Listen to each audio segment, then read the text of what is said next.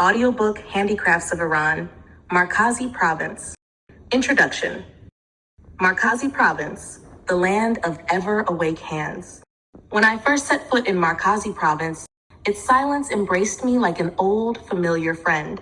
The sunlight shimmered on the hillsides of Tafresh, the wind drifted through the plains of Farahan, and in the brick-lined alleys of Arak.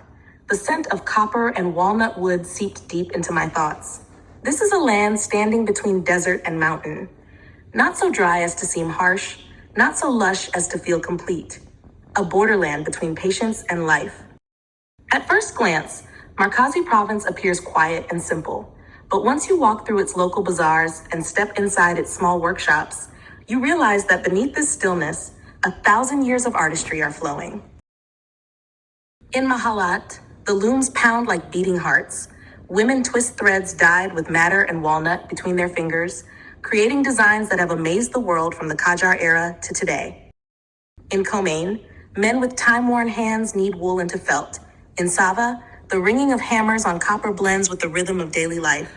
And in Ashtian, women let their needles glide across fabric as if they are writing poetry. As an Iranian woman and traveler, something new surprised me at every turn of this province.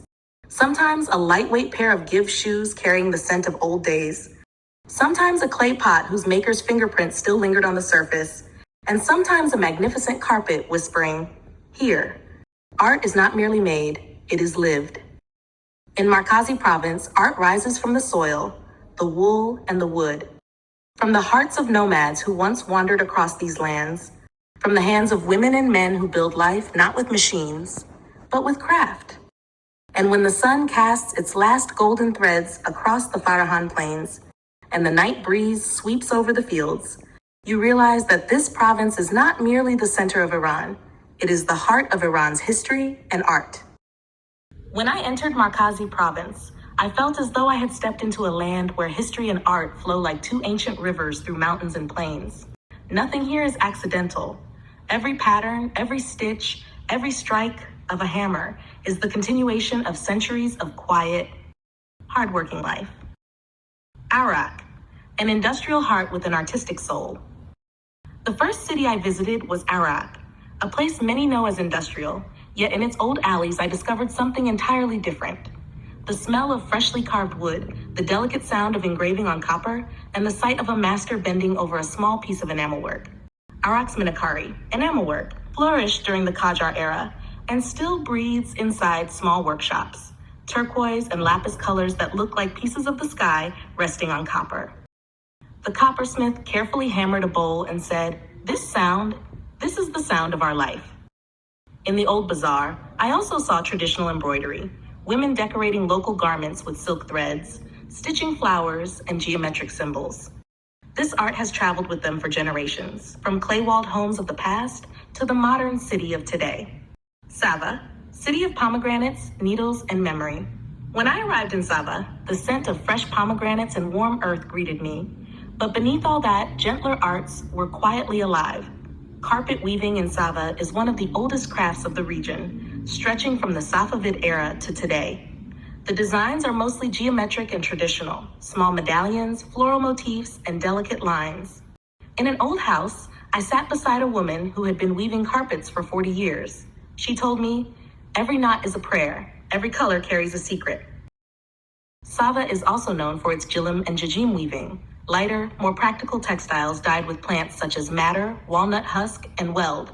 Gilims here were often woven for travel, nomadic life, or a bride's dowry. Khomein, the land of wood and patience. People often remember Khomein for its political history, but I saw it differently.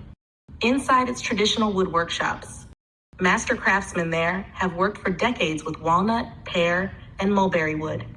Khomein's wood carving flourished during the Zand period and likely even earlier. Floral motifs, birds, and local symbols were carved into boxes and frames. One master told me, wood breathes like a human. If you rush it, it breaks. Mahalat, the city of flowers and creative fingers. Mahalat is famous for its ornamental flowers, but among its blooming gardens, I found another art, the pottery and ceramics of Mahalat. The region's rich clay has been used since the Medes to create vessels, pitchers, and jars. When I touched the raw clay, I felt as if I were touching history itself. Leatherwork in Mahalat is also an old craft, reaching back to the Qajar period, women sewing natural leather bags and belts whose scent still lingers in my memory. The music of hands, a quiet and spiritual town where people have long been drawn to handmade arts. Engraving and coppersmithing in Ashtian became prominent during the Safavid era and still survive in small workshops today. The hammer's rhythm on copper was so precise, so musical, it felt like the craftsman was singing with his hands. Ashtian is also known for gift-making, white hand-stitched footwear designed for mountain life, light, cool, and durable. When I tried on a pair, I finally understood why nomads have trusted them for centuries. Deligen, a city scented with wool and deep roots. In Deligen, history reveals itself in the sound of the loom. Deligen carpets gained fame during the Safavid era, richly patterned, warm-colored pieces. Alongside carpets, thick practical jillums are woven for rural use. But what fascinated me most was Deligen's felt making. Wet wool, pounding sticks, the exhaled rhythm of the craftsman. It felt as though the felt was being born from the mountain itself. Tafresh, an ancient city with forgotten crafts. Tafresh is a city with a long history. Here live arts that few people even know about. Traditional copperwork, old-style lock-making, hand-forged knife-making, basketry from mountain reeds. These crafts date back to the Zand and Qajar periods. An elderly lockmaker told me, these locks are not just iron, they are memories. Traditional instrument making, music in the heart of Markazi. In several cities, especially Arak and Shazand, I met master artisans who still create tar, sitar, kamanche, tombak. A delicate art with roots in the Qajar era kept alive today with devotion.